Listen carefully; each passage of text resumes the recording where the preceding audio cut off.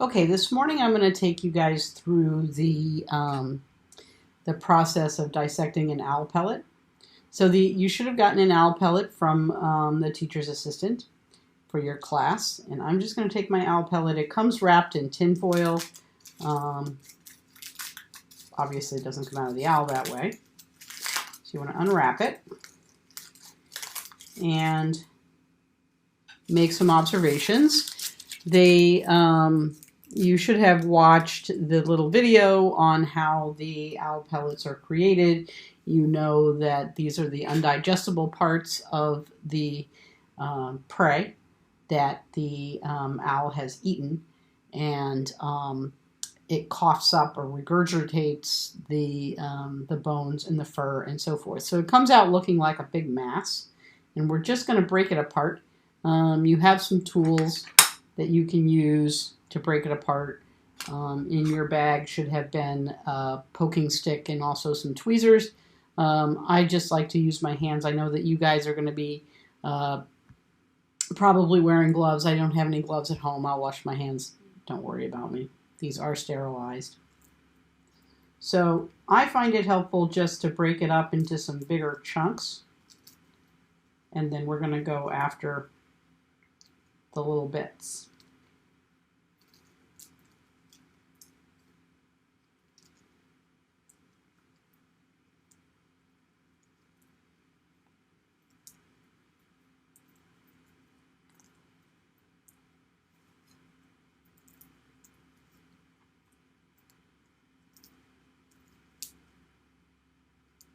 So you do have some bones in there. You want to kind of be careful when you're pulling it apart to make sure that you're not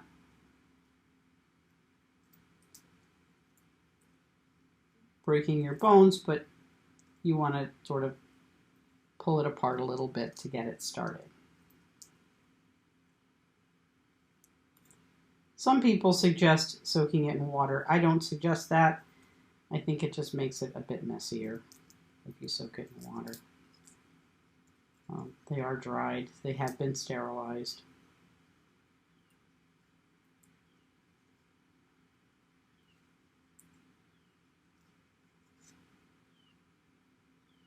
So as you pull it apart, you're going to see different bones. You want to try to make sure that those stay intact. This happens to be a lower jawbone. We're going to take a look at those in a minute. But that's really what you're looking for, is some lower jaw bones, because that's going to be helpful in identifying the prey organisms. So you want to try to get as many lower jaw bones as you can. Different pellets are different sizes. So you're just going to... Skulls also are really great for identification purposes. So if you have a larger piece that you think there's two lower jaw bones, they may go together. It's possible that you've got some skull pieces here. You just want to use your tools and kind of pull some of the hair away, so that you can do some identification. This is definitely part of a skull. Put my tweezers up here so you can take a look at that. In your packet, this is definitely part of a skull. You can see the teeth there. And if you look, you can see the eye sockets, and I'll work to get a little bit of the fur away from that. So you set that aside. You're going to encounter a lot of different types of bones. Primarily what we're looking for are lower jaws and skulls. Like these types of bones are interesting. They're leg bones or femurs or things like that. Those are interesting, but really not all that helpful in terms of identification purposes. So I'm going to stop the video, and I'm just going to work on my pellet a little bit and then show you guys what I end up with at the end. So really it's about just keeping it on a piece of paper so you don't get too much of a mess, and trying to find as many lower jaw bones as you can, and skulls.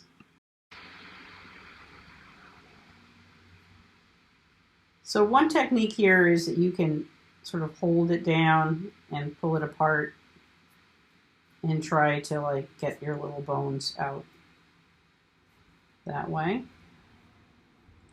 Again, the goal is not necessarily to get every single bone, but to get your skulls and jaws, which I think I have pretty much gotten all my skulls and jaws. So over here you can see the discard pile that is fur and other bits of bones that I did not pull out. You can. And over here we have the bones that I was able to get out. And that's really what the big bones that we were able to get out. And that's really what we're interested in. So we're going to look at all of that and try to estimate not only how many organisms this represents in the owl's diet, but also to identify which organism they were eating.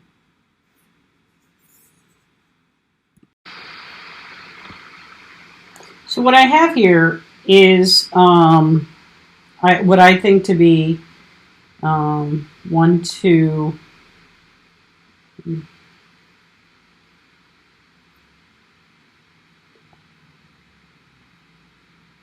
1, 2, that would be one set of lower jaws, another set of lower jaws that I believe are coming from the same organism, and then a third set.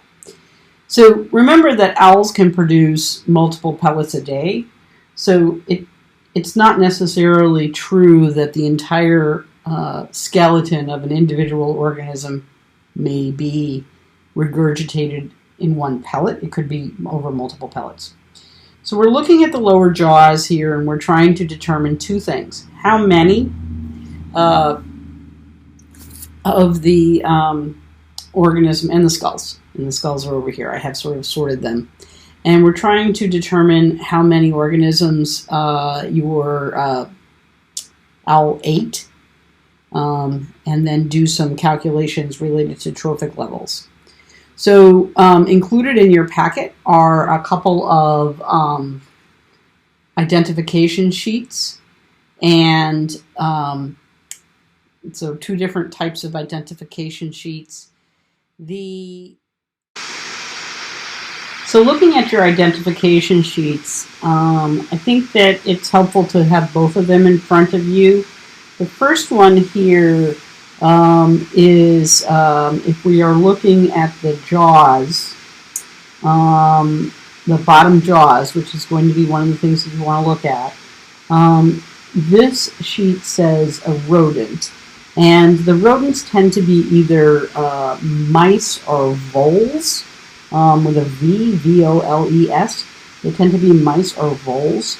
You may have some shrews in your pellet. The shrews are the skull looks very different. You don't get that big long tooth, and you see that big long tooth in both the top and the bottom jaw. The jaw is much smaller in the shrews, okay?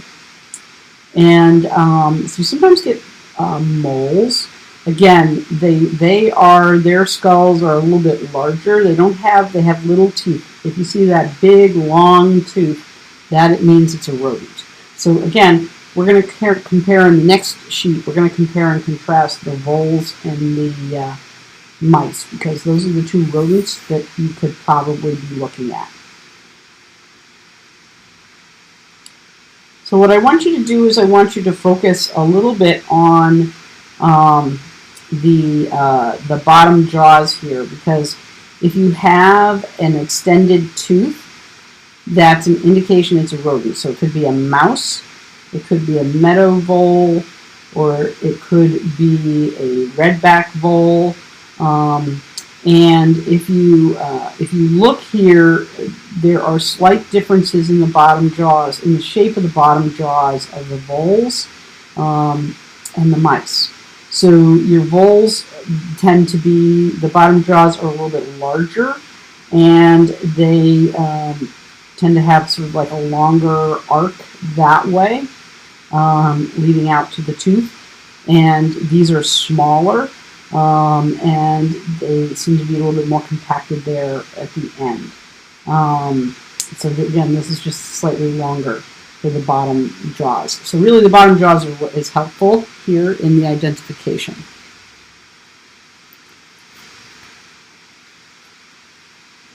So if I look at my set that I have, I think that in my set, these two bottom jaws likely go together. They occur in pairs, and they likely go together. And I think that is a vole. This is going to be more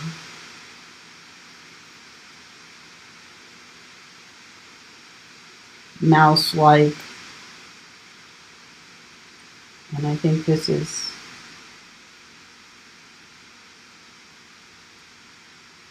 another vole. See that long part of the, off the camera here. See that long part of the tooth? That's an indication that it's a vole.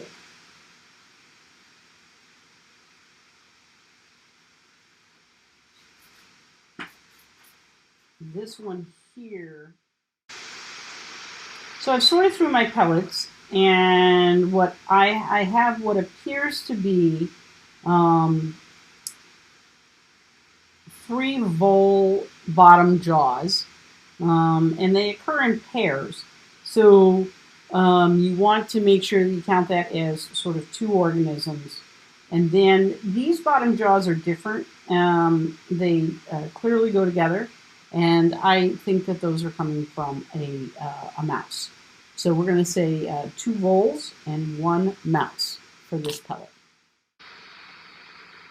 So wherever you have dissected your pellet, be it at home or at school, you want to make sure that you wipe up your area.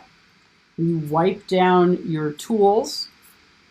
The pellet itself and the contents of the pellet can be thrown away, but the tools, eventually we are going to return to school, so you want to make sure that you wipe them down.